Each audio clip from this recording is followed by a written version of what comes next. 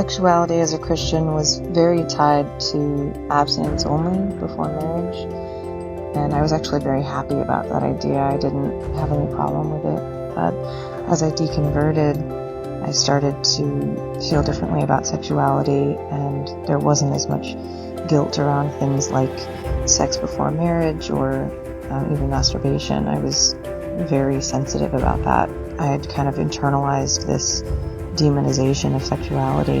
So deconversion was really healthy for me because it allowed me to come up with my own ideas around the moral and ethical conflicts around sexuality. And it's complicated, but it's also very beautiful and natural, and I hadn't felt like that about it before. For me, my views on sex and relationships have changed significantly since I deconverted. I really believed in the whole narrative, not just of waiting until marriage to have sex, but also just that a relationship is going to be perfect and magical and wonderful because God intended it to be.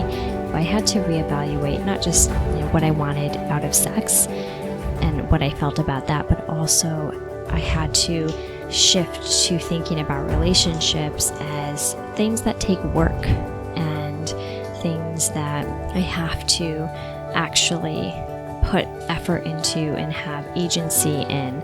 And that can be good, it can feel empowering, but it's definitely a transition. Welcome to Forsaking Faith, where we tackle these and other thoughts through discussion and contemplation. This is Heather Bailey and Christine Goodrich. Our podcast explores the journey from fundamentalist Christianity to non-belief by examining the deep and nuanced effects of deconversion. While some ex-Christians focus on the negative aspects of their past, we want to emphasize how leaving Christianity is a complicated process that brings both pain and joy. It is both loss and liberation.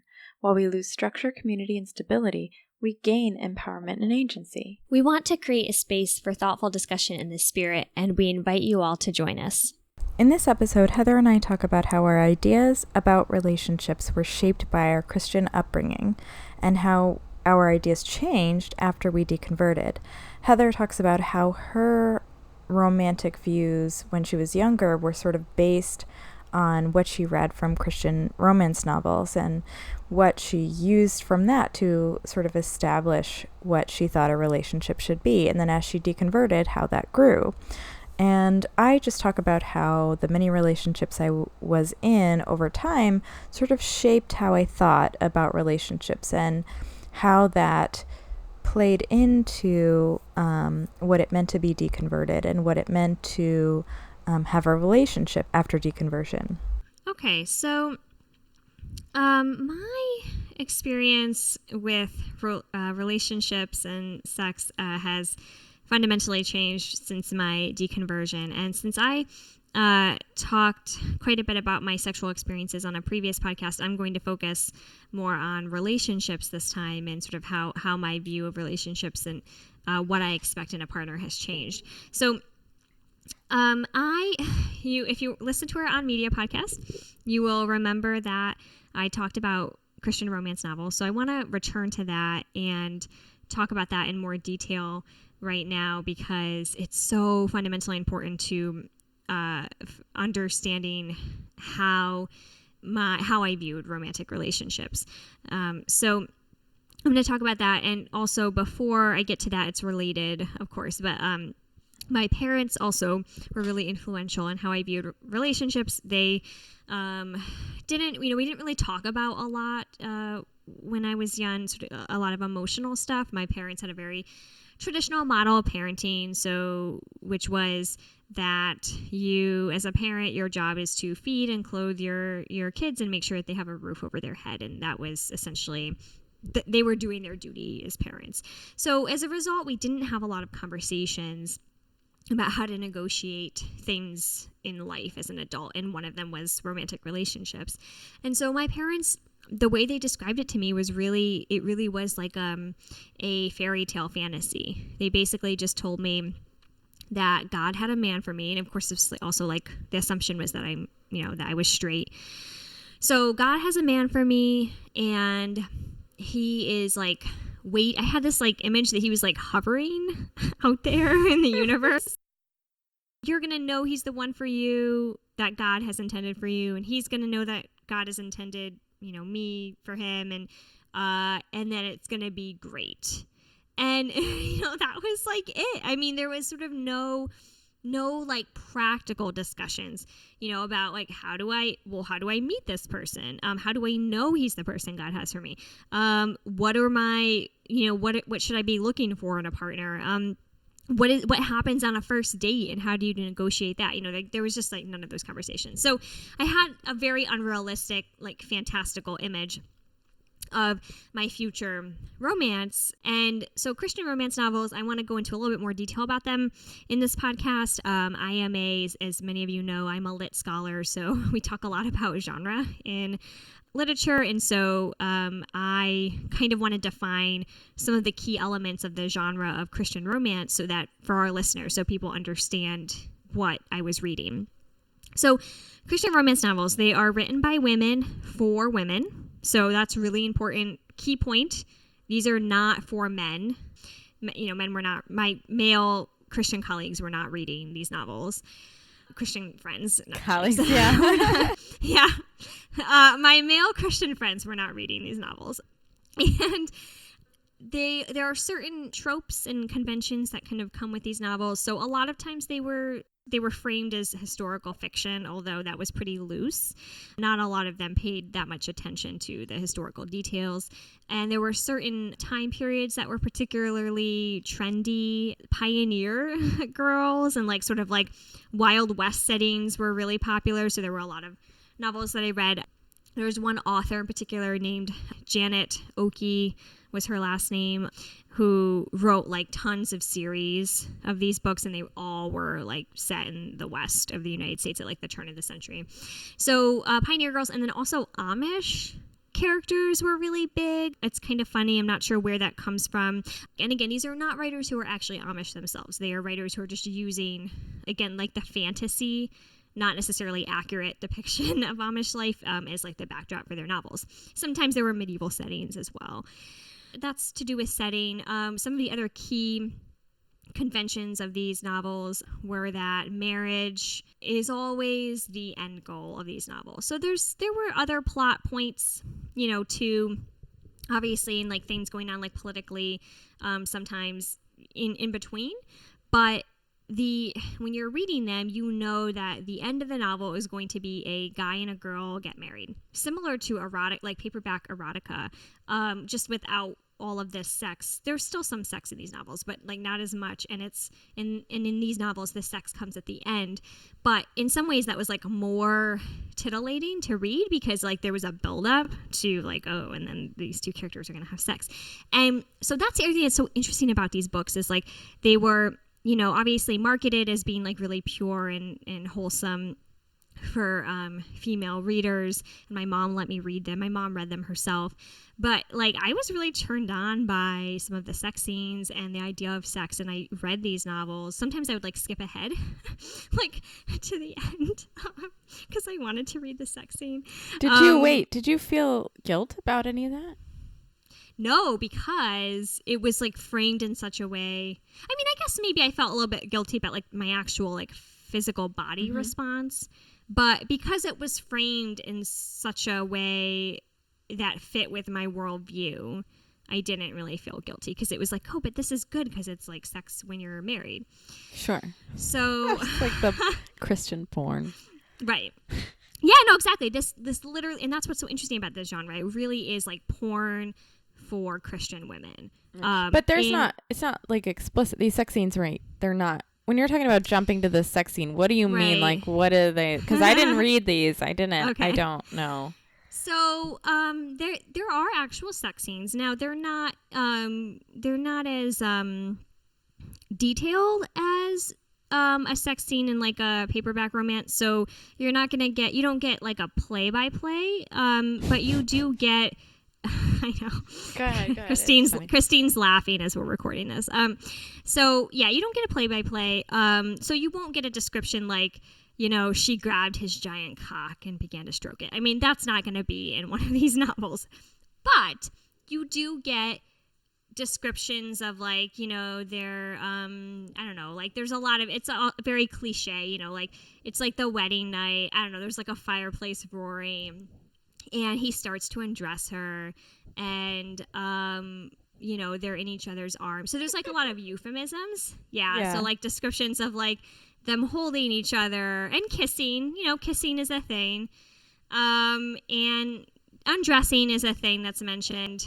So so there's right, so there is undressing, there is like mention of kissing and like stroking and like the bedroom scene, and then the morning after is like a big thing. So like they wake up the next morning and like everything's perfect and magical, and like little unicorns are dancing around. Like, I'm being sarcastic, that there's obviously not actual unicorns, but it's like described in that kind of way. So it is still very much about sex, just without like as much of the explicit descriptions.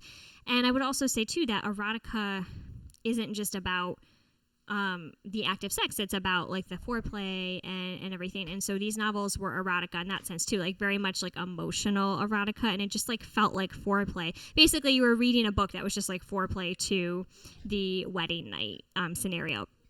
So I'll talk about some specific examples to give you guys more of an illustration. So one that I really liked was like a medieval setting. It was about this woman who dressed up as a knight to go and serve this lord, and there was like some political stuff involved too. Like she was a dissenter who was like following like a early Protestant dissenter who then gets like burned at the stake.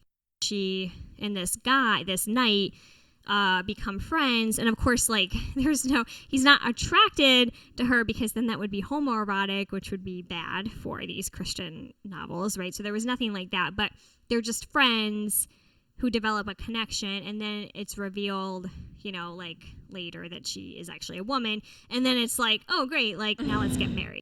Another convention of these novels is that you have the characters like talking to God and like having a relationship. God is like a character, and then God like talks to them, and so that's part of it too. So the sex scenes are really either like framed as beautiful and perfect and transcendental because it's in the context of marriage, or they're framed in a bad way. Like if there is any sex that's happening, not in a marital context, like either, the characters feel guilty, or it's because someone's been raped, right? There's like, it's like always negative in some way. And so another good example, and this is like a very famous novel in these Christian circles, and I'm curious, you should write us afterwards. I'm curious if anyone listening to this also read this book, but it's called Redeeming Love by a writer named Francine Rivers, a very popular Christian romance writer. And interestingly, she like apparently was a secular writer and then converted to Christianity and then like started writing these books. Anyway, this novel is really, so it's vaguely based on the book of Hosea in the Bible, which again, I'm not an expert on this book, but my understanding is that Hosea is about, supposed to be an allegory of Christ pursuing the church, as she continuously strays. Okay, so Francine Rivers takes this book and is like, oh, I'm going to write a Christian romance novel and set it in the Wild West, which again is like a trope, and like I mentioned before. The central plot is the same. Like there's this guy, I think his name is Michael, if I remember correctly. Oh right, yeah. So his first name's Michael and his last name is Hosea. So heavy-handed. Okay, anyway, yeah, I forgot about that. So anyway, so he like gets told by God, right, to go to this brothel. So he goes to this brothel and he meets this woman, whose name I can't remember, but in the novel, he basically just is like, God told me to marry you. And so they get married like really quickly. It's like in a matter of like 2 days. And he takes her back to his house. And then like the whole like plot of the novel is that she keeps running away and like trying to go back to her life of sin, and does this successfully, like actually goes back to prostitution for a little while. And then he like keeps coming back and like pulling her away again, like taking her back to his house. And this goes back and forth for a while. And all the while he's trying to convert her to Christianity by just like continuing to love her despite the fact that, she's like refusing his advances. And so then the end of the story is that she converts to Christianity. she realizes God loves her and converts, and realizes this guy loves her, and then they're like happy, and then there's like sex, happy sex. So it's just so fucked up. I mean, like, it just makes me like actually sick to my stomach, even just saying this out loud. Like, because of course, like from a feminist perspective, there's so many problems with this kind of narrative. First of all, there's no acknowledgement that maybe she enjoys being a prostitute, and prostitution can be really empowering for women. And we know this. We have historical evidence that, you know, women, not all women, of course, like some women are prostitutes because they're exploited and are like sold as sex slaves, and that's obviously not good. But it can be a positive thing. Women, historically, prostitutes often made way more money and had more agency than if they were married. And so there's no sort of like discussion of, well, maybe the reason why she's running away is because she enjoys her life making a lot of money and having a lot of sex, and like doesn't want to be with a guy. Then it's really problematic that this guy just like comes in and is like, oh, I'm going to marry you. And there's like no discussion of what does she want. Oh, maybe she doesn't want to marry this random guy who, you know, like has come into the brothel and been like, oh, God told me to marry you. And so, like, it's just, and also she's so vilified as well. Like, it's also, like, falling into this trope of, like, the virgin or whore dichotomy, right? Like, this woman can't be anything in between. She can only be this, like, whorish character who's, like, off in this, like, cesspit of, you know, den of sin, having a bunch of sex. Or she can be the virginal woman at the end of the novel who, like, gets redeemed by God's love, and then like has sex, and it's like she's pure having sex because it's in the context of marriage. And there's just no nuance. There's no in between, you know, status, and it's also not about her finding any kind of like personal empowerment for herself. It's all like the only way she can get out of this life is by a guy helping her. That's interesting. You know? I wonder, did you, and this might be totally different, but from what you actually thought, but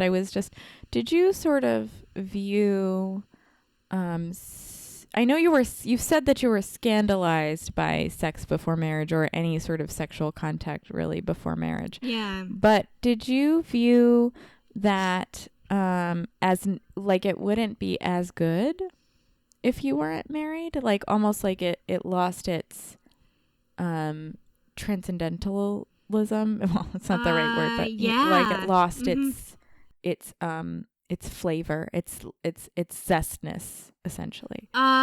Yes. Yeah, that was definitely how it was presented to me. Christine and I were raised in a background that talked a lot about covenant. So like meaning like a promise, you know. So like the covenant that you make in marriage is what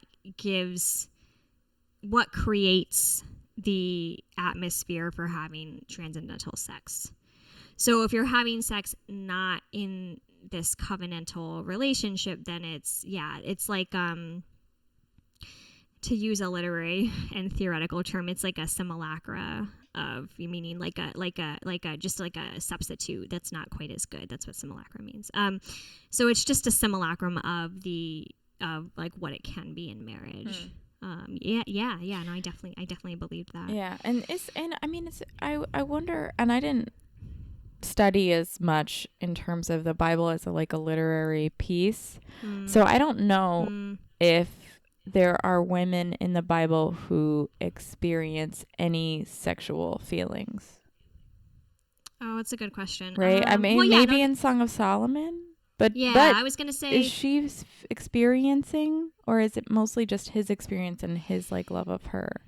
So it is her. She does have a voice. Okay. Yeah. Okay, in Song of Solomon. And actually, funny, I was just had a conversation, because I mentioned this Song of Solomon in our previous podcast, and I had a conversation with a friend of ours who is listening, who is still a Christian, about this, which was really interesting. So yeah, she does have a voice, and she does express sexual desire and sexual enjoyment. but I'm trying to think of other examples. Because I can't. I was thinking just when you said like David and Bathsheba, like she didn't really seem to have a say in anything, but he was primarily lusting after her, and it was there was no like get to know her as a person. She had like a complete loss of emotional personality, or at least complete lack of emotional and also agency. I mean, he basically like he has sex with her because I mean, she has no choice. Right. Yeah, she loses her husband. I mean, there's a lot wrong with that story, but I mean, I certainly see David as a very sexually charged male, and I think that was true. Like we also saw that in school. You know, we saw that as like that, at least. No, actually, it was probably one of the movies I watched. Like, you don't we didn't study David as a sexually charged male, but the movies that depicted his life do play into that a little bit and sort of say, like, he did have some failures here. Yeah. But it does actually lend itself well to Solomon being so open about that piece of his life, because his dad was kind of like that, you know. Yeah, except according to my friend whose knowledge I trust when it comes to Bible stuff. We don't know. We know that Song of Solomon was written around the time that Solomon ruled, but we're not Solomon. Yeah, we're not sure that it is Solomon. It could have been written for him or in honor of him. Oh, I see. Is the way that my friend described it to me. So, but yeah, I mean, your point though, Christine, is really an important one, which is that, I mean, this is the problem with any kind of lack of representation. So like in the Bible, there is just a lack of representation of female characters, which makes sense because women are not writing the books of the Bible. So they're just not nuanced or developed characters. And like you say, even with David, even though we understood that David's sexual acts, like with Bathsheba, were a sin, it was just the fact that he had nuance to him. You know, like he was like a fully fleshed out person. And a lot of the women in the Bible are just flat characters who, maybe other than Esther. I mean, I always liked the book of Esther. There are a few that, I mean, Ruth has a whole book, so. And so does Esther. Yeah, but it's like proportionately not, you know, obviously like, they're underrepresented. Yeah. Right. And even Ruth and Esther, there's not a lot about like their sexual drive. Right. Yeah, exactly. That's not, yes. Right. And so, so I didn't mean to detract of what you were saying. I'm sorry about that, but I just wanted to sort of reflect on that as a piece of the Christian, because you were talking about Christian romance novels, and like the Bible is definitely not one of them, except maybe for Song of Solomon. I agree. Which is why this genre is so interesting, you know, it's like because it is like responding to the Bible. It's trying to be contemporary. Yeah. The genre of Christian romance novels, right? It's like trying to be non-traditionalist. Yeah. Right, but like totally unaware of the ways in which it actually is, which is like the ways in which it's just reinforcing traditional gender norms. But of course, like these writers wouldn't see it that way, right? Like they would see it as, well, this is just the way it is. Like we do believe that women you know, should only be having sex in marriage. Anyway, so and men too. But so there's like, it's just an interesting genre. So so anyway, that was what informed my sense of dating for many, many years. And so when I did start to actually date and have sexual experiences, I had a really hard time in the beginning just figuring out what my framework was for, like without the guidance of the romance novels and the Bible and my parents, I had to figure out what I was looking for in a partner and what that meant and how to negotiate that. And I also had to accept for the first time the reality that relationships are really complicated.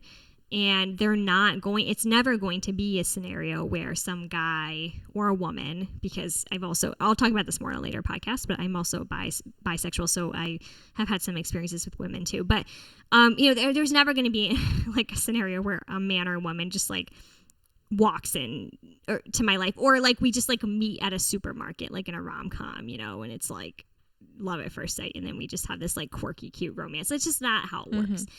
So I had to figure all of that out. And so one of the things I had to do post deconversion was to figure out what are my deal breakers. And that took me a while to renegotiate those after I deconverted. Because as a Christian, I really only had one, which was just they had to be a Christian.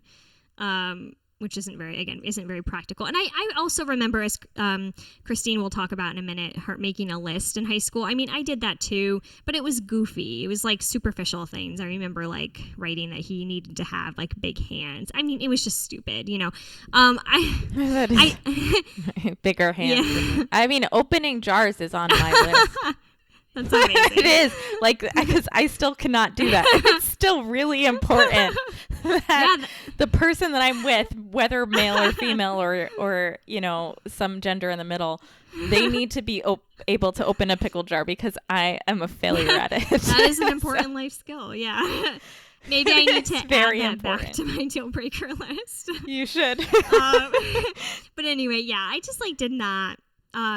So that wasn't really realistic. So I didn't have like a realistic list of deal breakers. And so it took me dating people and actually to figure that out. And so I'm going to talk about, I have 4 deal breakers. So I'm going to talk about each of them and then talk about like a specific dating relationship that helped me figure that out. So my first deal breaker now, so ironic, or maybe this isn't that ironic, I guess it makes sense, is that I don't want to be with someone who's a Christian unless they're like a Unitarian Universalist. And I get along with Christians, so this is not, I have many friends who are Christians who I still really enjoy talking to. But when I think about, a long-term relationship, and when I think about possibly having kids with someone, that's when, for me, I have to draw a line and say, okay, I can have a great conversation with someone who's a Christian, but I don't want to raise a kid with someone who is a Christian, and because we're just going to be in conflict all the time about what do we tell our kids, and what kinds of values do we want to instill in them. And so that is a deal breaker, and that's I guess not surprising. And then for my other 3, so I've also another deal breaker is that the person, man or woman, needs to share my political views. And this is something that took me a while to figure out. I did briefly date a guy who was a Republican, because I was like, I don't know how big of a deal this is. Maybe this is fine, as long as we can have intelligent conversations. And we dated for maybe like 1 or 2 months. And then we had, there just came a moment where we were having a conversation about the issue of police brutality. And he was making the argument that, a lot of, more right-leaning people tend to make, which is like, he was like going back to individual examples. So he was like, but like my brother is this cop and he's like a great person. He's not racist. And I was like, yeah, I mean, you're like, that's probably true. And I don't think every cop, individually is a bad person, and I don't think every cop is racist. But I was like, we know, the data shows that at an institutional level, law enforcement has a long history of racial bias. And he couldn't get that, or he wasn't willing or able to acknowledge that. And it was that was my moment where I was like, I can't do this. I can't date someone who, I can date someone who, I don't have to date someone who agrees with me all of the time on everything, but on basic sort of just like how I view the world, I do need someone. So in other words, I do view the world in terms of inequality quite often. Like I believe that racial inequality is a problem in our country, that it exists. I believe that gender inequality exists. Right now, what we do about that, that's where it gets more complicated, and I'm totally open to dating someone who disagrees with me on some of the logistics. But like, if someone can't even agree with me on that, then I just can't date them. So yeah, I actually broke up with this guy, and amicably. I wasn't like mean about it, but I was like, we're not compatible in this way.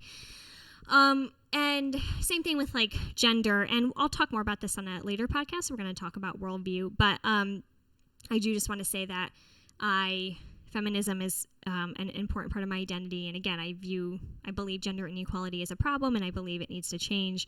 And I also had an experience where I dated someone who was like very anti, and not just like didn't know a lot about feminism, but was interested in learning. He was like antagonistic towards feminism, and I initially gave him a chance because I was still learning like what I wanted and what I cared about, and I was like, oh well, maybe I can convince him and talk to him. And then I realized when it came to a point where I had a particular moment where he was really like an asshole to me when I was I basically just needed some emotional support. I was like upset about something that was going on in my life, and so I called him to vent. And this was like after we had been dating for a few months. So, this would not have been appropriate on a second date, but after a few months, I think it's perfectly appropriate to be vulnerable with someone that you're dating emotionally and like let them see that you're upset. And he responded by making comments that were deeply rooted in misogyny. So he basically told me that I was just like a woman who was being overly emotional, and I was like, oh God, I hate me too. That I was like bothering him, that his work was more important. That's all tied into misogyny, like the idea that a man's job is more important than like a woman's job. And like, that's the thing that was frustrating is I'm not like, I am an academic. I also have a job. Like it's not, but even if I didn't, that still wouldn't be appropriate. But anyway, so yeah, I ended that relationship, and I was like, okay, now I know that, these things like, which this all kind of ties into the politics, right? Like, matter to me, and I want to date someone who is proud to call themselves a feminist and understands that the feminist movement is important. So yeah, so there was that, and if I were a Christian, I wouldn't have really thought that ideological difference was a problem. And that doesn't like true that I don't know if that would happen as much in our church either because of the emotional vulnerability. And I just wanted to add that when that happens to me, I like to remind that partner that anger, annoyance, discomfort are all also emotions. So they can take their emotional comment and shove it where. Yes. Totally. Anyway. Yeah, totally. Anyway, go ahead. Yeah, they're just different manifestations of the same fundamental emotion. Yeah, you're right, Christine. Exactly. And so going off of that with emotional vulnerability, that's my third deal breaker. Is that and so it's tied into this as well, like because it's a resistance to the idea of toxic masculinity that I was just talking about, and Chrissy was mentioning that like men are these rational creatures and women are just the emotional ones. I really value men and women who are okay with talking about their emotions and being vulnerable, and they want to be emotionally supportive of me, and that they also are willing to admit if they have issues that they're working through. They're willing to go to therapy, not necessarily couples therapy, but like they're open to going to therapy, going to counseling, that they feel things very deeply and are willing to talk about them and be open with them. That's so important to me. So that's my third deal breaker. Yeah, I will not not interested in dating someone who doesn't have like an emotional language that they operate in, and doesn't have like a mature approach to understanding emotions. And Christine's going to talk about this more in her segment. My next one is also my other deal breaker is that I need to be with someone who is intellectually compatible, and maybe this sounds elitist, but I don't care because I really don't. I think this is important to me. I want to be with someone who is well educated and can talk, who reads a lot, can have intelligent conversations about lots of different topics and is going to stimulate me intellectually and introduce me to new ideas, and also be able to engage with the ideas that I'm sharing and with the research that I'm doing. That's really important. And actually, one of my boyfriends that I dated, I broke up with him, a different boyfriend, broke up with him for this reason. Like, he was really nice, very respectful, but the intellectual stimulation just wasn't there. And I woke up not one day, but like, I thought about it for a while. It wasn't like a decision I made lightly, but I just realized that I was like, I cannot imagine, again, like having a long-term relationship with this person and not getting fulfilled, in that way.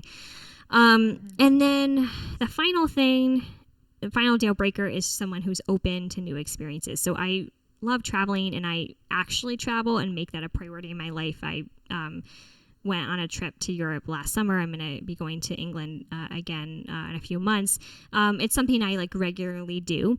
And so I want to be with someone who makes that a regular priority in their life as well, and also open to new foods. I love trying different foods and going to different restaurants, and also sex. In relation to sex, like, I like being with someone who just has like an openness to them when it comes to thinking about like different kinds of sexual experiences. And my boyfriend, the same one who I just mentioned, who, even though I broke up with him because he wasn't intellectually compatible with me, he was really good at this point, and it's one of the things I really liked about him. So he was a really important relationship for me, because I learned a lot about what I wanted and what I didn't want. But he was great in this area. Like, we went to restaurants all the time. We went to shows. We went to sex toy shops together. He's just like a very open person. I really appreciated that. Yeah, it is nice. It's nice to have like a good, healthy relationship after you deconvert. Because you're like, oh, yes, there are men who aren't Christians, or are people who aren't Christians that I can date and have a rich relationship with, who are introspective, who are maybe emotionally vulnerable, and allow themselves to reflect on themselves and have some humility. And it's funny because humility, as being humble, humility, meekness is not necessarily as highly valued in the secular community as it is in the Christian community. And I think I really appreciate that part of what I learned, what I grew up with, because I like the idea of my partner being willing to say, I need to reflect on myself and look at my flaws and be introspective. And I think that my ideals from that really did come from our church, because there were a lot of men, and the women, it was sort of a given, but there were a lot of men who really reflected on themselves and really tried to be better people and better husbands and better providers. And I think that I took that from that experience as well. So, so my experience started early. I had relationships. I had one relationship particularly when I was 13, which is young for both secular and Christian communities. I mean, relatively young. It's not too young for secular communities, but I have heard both stories where there were women who didn't have any idea about that at 13, and then women who have experienced even earlier being in some sort of emotional or sexual relationship.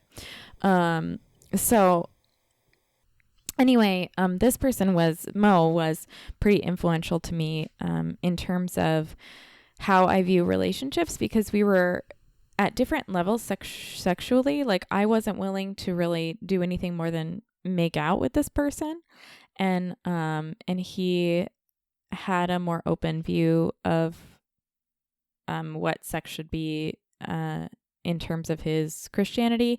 And so because of that disparity, I grew up with this idea that it was okay for your partner to not be equally sexual as to have not have the same libido as your partner. And so that kind of led to where I sort of have my views now.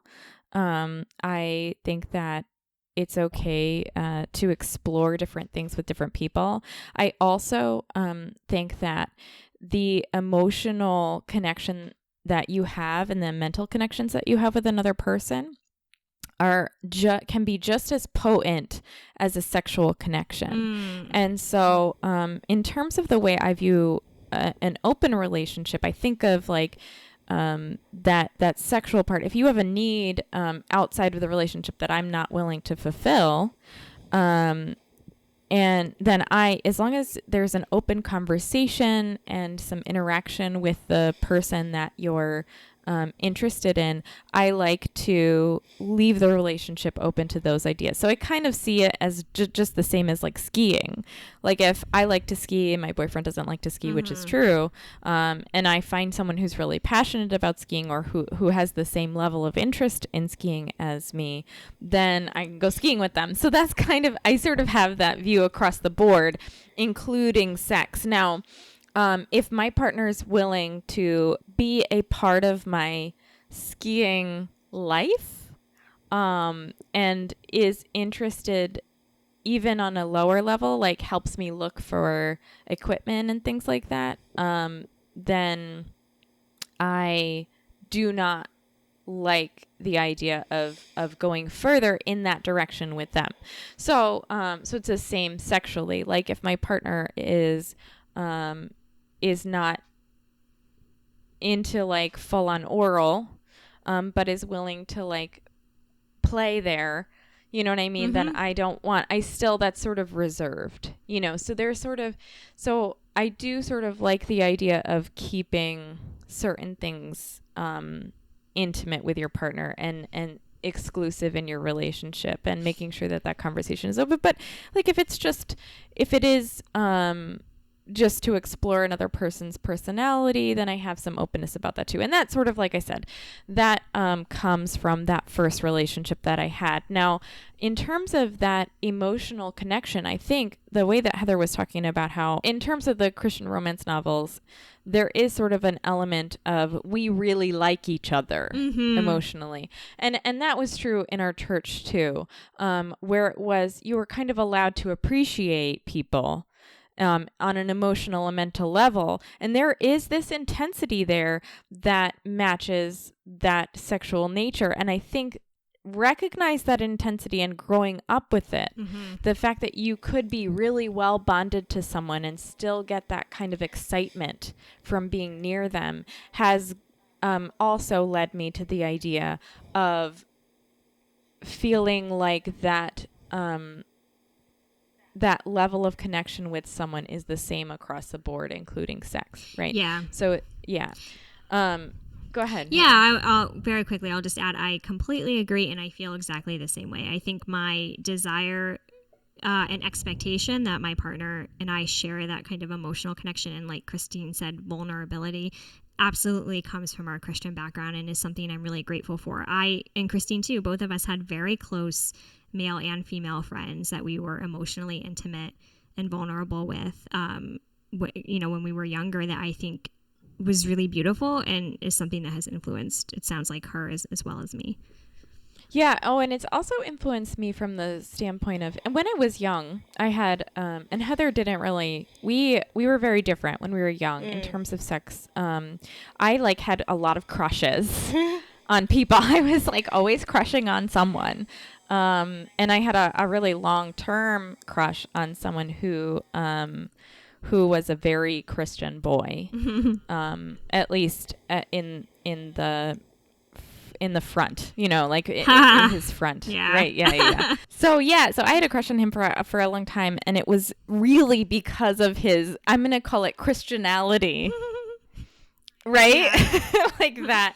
I appreciated him. But so I had these sort of two separate sides of myself. This side that was really interested in being with a man who was very Christian. And then this side that was like understood what I wanted and where I wanted to go. And I think as I've grown up, they're both still there in terms of like, I really want a guy with certain qualities, or a female with certain qualities, like being respectful and humility and things that I liked before. But really, it's more about my fulfillment now. That's important. And the commitment too, which as a Christian, like I understood it was a long-term commitment, but I didn't understand what that commitment really was. And I think that's true for a lot of youth who sort of go through the motions. Like they understand, oh yeah, I want to be married to this person for the rest of my life. And then you get there and you're like, commitment means something entirely different than what you think it means. It's like this, it's an everyday thing. It's a long-term, it's almost like a suffering in a way. Like I'm willing to suffer with you and through things. So I remember my first experience with a real relationship after I deconverted. Now I deconverted when I was in a relationship with this person, and he was sort of loosely Catholic, and his mother was Catholic, and she's a pretty relatively strong Christian now. She gives glory to God, but I really appreciate her. She educated her children in the ways that I think Christians should now, in terms of telling them about birth control and understanding that they may go down a certain path or be sexually active. And so when I kind of entered into their home, I was allowed to sort of embrace things about myself that I hadn't before. And that first experience outside of the Christian faith was really enlightening and enriching for me, because he was very respectful, but also very matter of fact about our sexual relationship. As a matter of fact, I remember there was one Thanksgiving that he was sitting down and my mom came to talk to him, and she said, where does Christine sleep when she stays with you? And he was like, with me. And he was very like, you know what? It's fine. I'm going to say this. That's where, and it was so great for him to be so unapologetic about that, because it allowed me to open up to those things. And I wasn't being rebellious. I was just deconverting. And so, I was going to do different things than my mother expected because of that. And I remember, that while I was with him, and this was right before I deconverted too, I had a purity ring. I actually got the purity ring because of nonsense that happened when I was in school. So, and this is also funny. So when I was in school, I got in trouble for making out with a boy, and I said that in a previous podcast, in the On Sex and Consent podcast. And after that happened, my mom and I went to get a purity ring, so that I could essentially be redeemed by God and sort of reset. And I was making out with this person, you know what I mean? Like it wasn't even sex, but still. So I got this purity ring, promised myself to Jesus. And then when I lost that ring, I was 19, and then the next day I lost my virginity, because I was like, screw this. Like it's obviously a sign, right? Like so it's so silly that like I started off. But I don't know why I cared about signs at the time, but you kind of grab at straws when you're first deconverting anyway. And so I lost my purity ring, lost my virginity, and then lost my faith in God.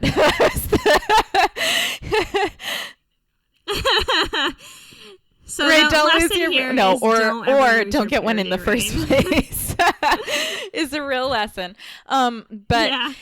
I also, when I first got in trouble, my principal talked to me about who I should look for in a guy, and I remember her saying, and I love her for this. Actually, I remember her saying, "Don't focus on like the now. Don't focus on finding that person now," because it was that same idea. There is this like guy out there who's like waiting for you, who's wonderful. And I remember going through this sort of self-therapy of writing letters to my future husband. And it was actually really good for me. And she we called him Michael, and and still, like, to this, even, I mean, every time she would see me after I left, even after I left the faith, she would say, "Did you find Michael yet?" And I was like, no, it was really cute. Yeah. And it was That's like really this, cute. That's really sweet. But it did help in the sense that it got me thinking more about myself and kind of putting those feelings away into the future. You know what I mean? So that he wasn't worried about finding a guy, because, like, whatever. I was talking to him in a sense now, right? Mm-hmm. And so there are some things that I do really appreciate about what Christianity taught me about how I view relationships. Much of how I view relationships comes from that, you know? Yeah. I'll just add that I feel the same way. I actually am really grateful that I wasn't distracted when I was younger by for me, like, you know, in my experience from like sexual experiences and stuff, because it did keep me focused on schoolwork, on my friends. So there are like definitely benefits to that kind of mindset of just like waiting. And it's funny, now I've sort of adopted a really similar mindset, just not in the Christian context, but like I'm trying to finish my dissertation right now. And so I'm single right now and very much in that mindset. Like, this will happen someday for me and it'll be great, but like I'm not worried about it or focused on it right now because I have all these other things. And, you know, and I think everything we've talked about is great. I think that we haven't talked about orgasms, but that's I would have loved to talk sex and relationships and orgasms, right? Because orgasms are awesome. And also, like, tantric sex is also really awesome, where the whole thing is sort of embracing. And I just want to add that, like, I love hearing women talk about this stuff. It's so great to say, like, I deserve sex and I deserve a healthy relationship, and these are the things that I want. You know, my deal breakers are not as solid because I'm in a relationship now, so I've sort of put my deal breakers, you know, they're at the back of my mind. I don't want to date a smoker, and generally the person has to be just very respectful and very understanding, because I have some wonky views because of my Christian faith. Like, I'm still to this day working out like what is grounded in reality and science, and and what's just sort of left over from. So I do need someone to be patient like that, but I also need someone who, like, embraces the fact that I love sex and I'm excited to talk about it. And masturbation is great, and sexual exploration is really important. So go ahead, Heather. What were you saying? Yeah, no, I echo all of that. Even when you're in a relationship, masturbation is still great. Oh, yeah. It doesn't have to be something like, that's not a sign that anything's wrong if you're like with your relationship. Yeah, it's almost like a separate, it's with a relationship with yourself. Yes. You know, it's like, you build that bonding, what you like, what you know, and it's good. So still, like, even though we've talked about 2 sex episodes, you know, I could have like a whole podcast on just sex. So but I'm this open to that. This was grounded in relationships and how Christianity affected us. And I think Heather and I have, like, we are similar in a lot of ways. We were very different when we were younger, and we'd be interested in hearing, you know, how you grew up and how that, and how, whether it was grow up or whether you were a Christian in your middle years or whatever, how, like, that played into sex and your feelings on relationships. So yeah, let us know. Email us about it. Thanks.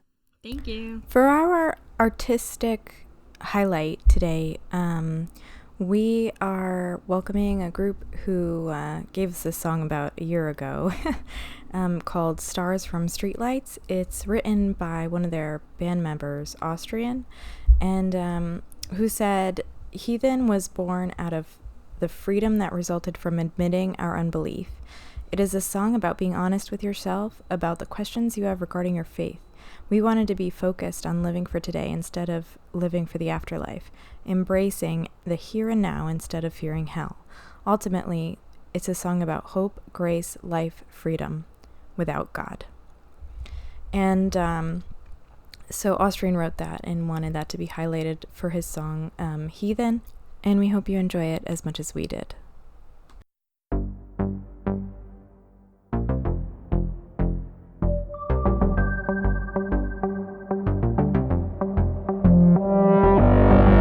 They say you'll feel lost once you've lost your way, but they're just afraid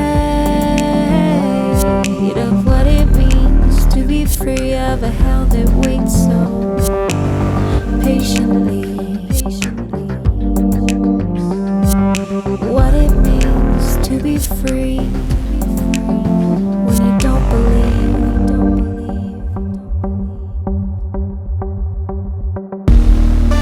What if we lived for today?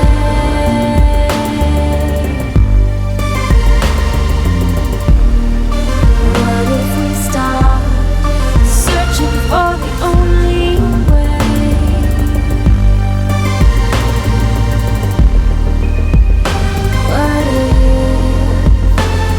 What if I read history on a man who was poor, yet the wealthy folk use it as a way to make war. I used to hold on to the fact that the veil had been torn. Now I find peace in the fact that I failed to conform. I went from baptized to chastised. I kept it to myself, I couldn't stand to see my dad cry. And when my friend needed treatment, I prayed to a God that I don't believe in. I'm decent, but I never was a deacon. Communion bread and grape juice, still I suck my teeth and it's recent. I've been finally finding freedom, and if that makes me heathen, I guess I'm glad to be there. And if that makes me heathen, I guess I'm glad to be there. What if we